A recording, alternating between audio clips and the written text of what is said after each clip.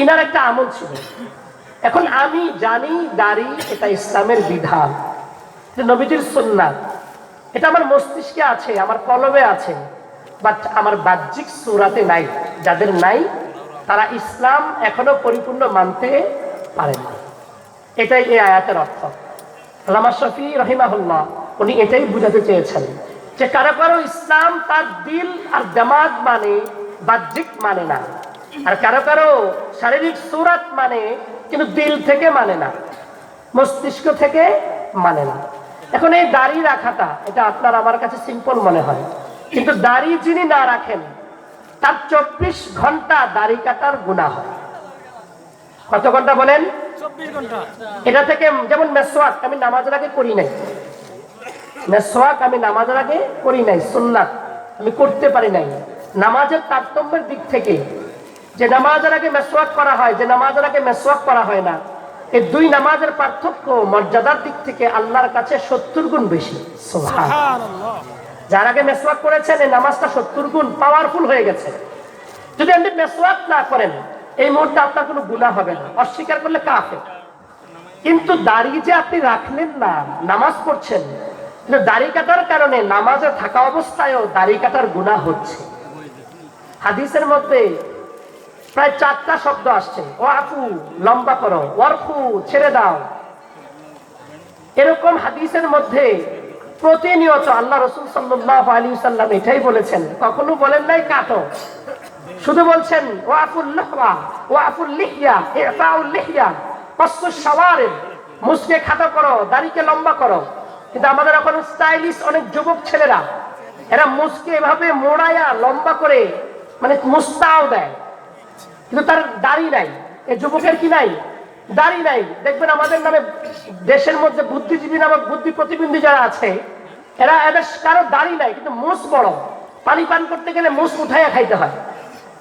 এরা দিল আর দিমাগ মস্তিষ্ক মানে যে ইসলাম ধর্ম একটা আছে, কিন্তু এদের ভিতরে এদের সত্তা যদিও ইসলাম মানে বাহ্যিক সূরাতে এদের কোনো ইসলামের ছিটে ফোটাও নাই। এজন্য সম্মানিত হাজিরিন, যে ইমাম আল্লামা শফী রাহিমাহুল্লাহ উনি যে ব্যাখ্যাটা করেছেন এটা হৃদয়ঙ্গম করেন। আমরা এখানে এশার নামাজ পড়েছি, কিন্তু আমাদের পাশে দোকানে কি পরিমাণ ছেলেরা ওখানে যার যার ব্যস্ততায় ছিল, দোকানদার যারা তাদের ব্যস্ততায় ছিল, অথচ আমার তো বিশ্বাস এখানে একটাও হিন্দু ছেলে ছিল না। ঠিক কিনা বলেন?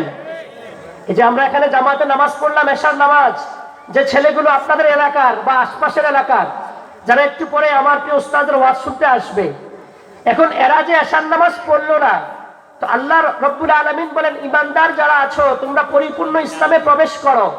তো নামাজ এটা কি ইসলামের অংশ না ইসলামের বাহিরে? বলেন সবাই, নামাজ কি ইসলামের অংশ না ইসলামের বাহিরে? এই ছেলেগুলো যারা নামাজ পড়লো না, দোকানে ব্যস্ত ছিল বিভিন্ন কাজে, তো এরা কি এখনো ইসলামের ভিতরে আছে না আস্তে আস্তে দূরে সরে যাচ্ছে? আপনি আর আমি কেমন ইসলাম মানি? আপনার আর ইসলাম আধা আধা ইসলাম, আপনার আর আমার ইসলাম অসম্পূর্ণ ইসলাম। আপনার আর আমার ইসলামের মধ্যে আমাদের ভিতরে চেতনা বোধ নাই, আমাদের মধ্যে ইসলামের যে রৌনক, ইসলামের যে মায়া, ইসলামের যে ভালোবাসা, দিন আর ধর্ম লালন করার যে স্পৃহা, এটা আমাদের ভিতরে নাই। বাবা মুসলমান, মা মুসলমান, বাস এটা। অযুবক তুমি একটুখানি খেয়াল করো, তোমাদের গ্রামে যদি কোনো অ্যাডভোকেট থেকে থাকে, ওই অ্যাডভোকেটের সন্তান কখনো অ্যাডভোকেট হয় না যতক্ষণ না সে অ্যাডভোকেটের উপরে পড়াশোনা করে। তোমাদের গ্রামে যদি কোনো এমবিবিএস ডাক্তার থেকে থাকে, ওই ডাক্তারের ঔরসজাত সন্তান কখনো ডাক্তার হিসেবে পরিচয় দিতে পারে না যতক্ষণ না পর্যন্ত সে এমবিবিএস কোর্স কমপ্লিট না করে। তোমাদের এলাকায় যদি কোনো ইঞ্জিনিয়ার থেকে থাকে, ওই ইঞ্জিনিয়ারের ছেলে বা মেয়ে কখনো এই লোক সমাজে ইঞ্জিনিয়ার হিসেবে পরিচয় দিতে পারে না যতক্ষণ না পর্যন্ত ইঞ্জিনিয়ারিং কোনো ইউনিভার্সিটিতে না পড়ে। তাহলে তুমি কেমন করে মুসলমান নিজেকে দাবি করো, যে মুসলমানের ফজর নাই, যে মুসলমানের জোহর নাই, যে মুসলমানের আসর নাই, যে মুসলমানের মাগরিব নাই, যে মুসলমানের এশা নাই? ও মুসাফিরের মা আর বাপ যারা নিজেদেরকে বাবা মা হিসেবে পরিচয় দাও, এই হাইওয়ান আর জানোয়ারকে কেন তুমি রান্না করে খাওয়াও? কেন আপনারা রান্না করে খাওয়ান? যাদের কপালে ফজরের সেজদা জুটে না, আসরের সেজদা জুটে না, মাগরিবের সেজদা জুটে না, স্বয়ং ইসলামী একটা মাহফিলে আসার পরেও তার কপালে আসার 4 রাকাতের সেজদাই যাদের জুটলো না, এরা আর কোন জায়গায় গিয়ে ইসলাম মেনে চলবে? বলেন আপনারা। এটা তো কোনো গানও না, উলুসও না, যাত্রাও না, এটা তো একটা ইসলামী মাহফিল। এখানে এসে যার কপালে সেজদা জুটে না, তার মতো হাইওয়ান আর জানোয়ার কে আছে?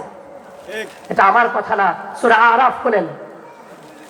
উলাইকা কাল আনআম, ওই মানুষগুলো চতুষ্পদ জন্তু জানোয়ারের মতো। লাহুম কুলুবুন লা ইয়াফকাহুনা বিহা, যাদের অন্তর আছে অন্তর দিয়ে বুঝে না। ওয়ালাহুম আ'য়ুনুন লা ইউবসিরুনা বিহা, যাদের চোখ আছে চোখ দিয়ে দেখে না।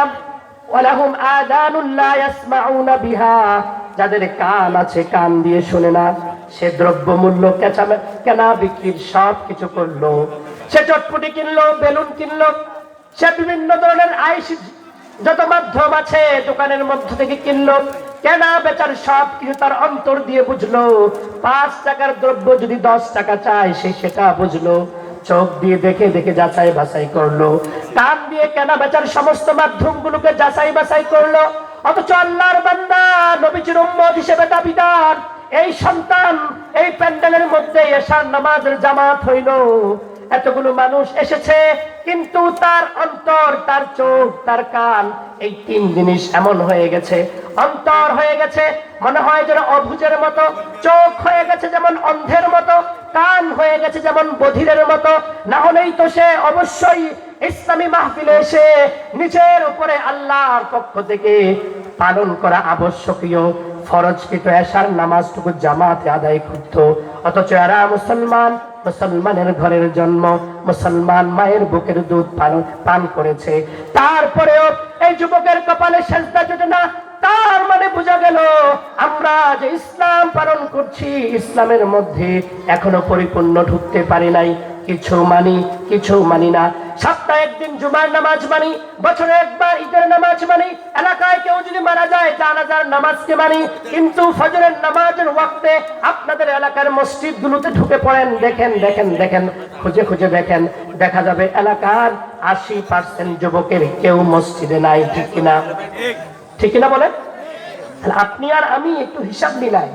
আল্লাহ তাআলা বললেন এটা, ইমানদারেরা তোমরা পরিপূর্ণ ইসলামে প্রবেশ করো। আর প্রবেশের অর্থ 2টা। আল্লামা শফি রাহিমাহুল্লাহ বলেছেন যে মন মানা, বাহ্যিকে না থাকা। বাহ্যিকে মানা, মন মানা, মন না মানা। যেমন আপনাদের এলাকায় যারা সুদ খায়, ঘুষ খায়, যারা দেখবেন দাড়ি আছে, আছে কিনা বলেন? পাঞ্জাবি আছে, আছে কিনা বলেন?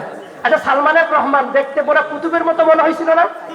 সালমান এফ রহমান, কিন্তু এই কুত্তা হাইওয়ান আর জানোয়ার যে নবীজির কলিজার মধ্যে আঘাত দিয়া দাড়িগুলো কাইটা দুনিয়ার পুলিশ থেকে বাঁচার চেষ্টা করেছে, রব ছাড় দেয়, ছেড়ে দেয় না। আনিসুল হক বলেছে উনি সালমান এফ রহমান, ওনাকে ধরেন, আল্লাহ যদি চায় সে যে কোনো চেষ্টা করতে পারে, পুরো পুলিশ বাহিনী তার নিয়ন্ত্রণ নিতে পারে, আর্মিকে নিয়ন্ত্রণ নিতে পারে, র্যাবকে নিয়ন্ত্রিত নিতে পারে, কিন্তু সব বাহিনী নিয়ন্ত্রিত রাখার পরেও মালিক যদি চায় তাকে কেউ রক্ষা করতে পারে না। এজন্য উনি দেখতে তো একেবারে সুফি, 36,000 কোটি টাকা এই দরবেশে মেরে দিছে। তাহলে উনি সুরাতান ইসলাম মেনেছে, দাড়ি রেখেছে, টুপিও পরেছে, পাঞ্জাবি পরেছে, বাট তার দিলের মধ্যে নাই। এটাই আল্লাহ বলছেন, ইয়া আইয়ুহাল্লাযীনা আমানু দুখুলু ফিস সিলমি কাফা, ও ঈমানদারেরা তোমরা যারা ঈমান এনেছো তোমাদের উপর আবশ্যক উদখুলু ফিস সিলমি কাফা, পরিপূর্ণভাবে ইসলামে প্রবেশ করো।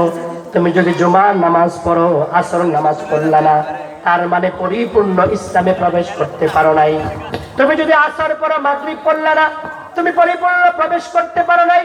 তুমি বিদেশের জমিনে যাবা, এবার টাকার ম্যানেজ হচ্ছে না, তো টাকা ম্যানেজ করবার জন্য কিস্তি নিয়েছো, সুদের উপরে টাকা নিয়েছো, তুমি ইসলাম পরিপূর্ণ পালন করতে পারলা না। তুমি ব্যবসাকে বড় করবা, ব্যবসাকে পরিধি বাড়াবা, ঘর বাড়ি নির্মাণ করবা, তুমি সিসি লোনের ধারস্থ হয়েছ।